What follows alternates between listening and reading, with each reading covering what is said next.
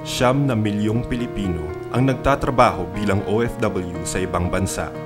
Yung iba, nakakaipon, napapaunlad ang buhay ng pamilya. Ngunit, marami din ang biktima ng illegal recruitment at human trafficking. Umuuwing tuliro, luhaan at baon pa sa utang. Noon hanggang ngayon, isang pangalan ang naninindigan para sa OFWs.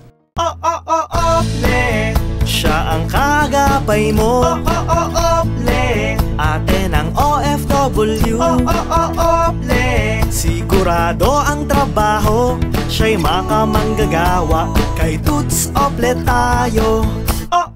Ople, siya ang kaagapay mo. Susan Toots Ople, anak ni Ka Blas, makamanggagawa. Ibalik ang Ople sa Senado. Ople tayo.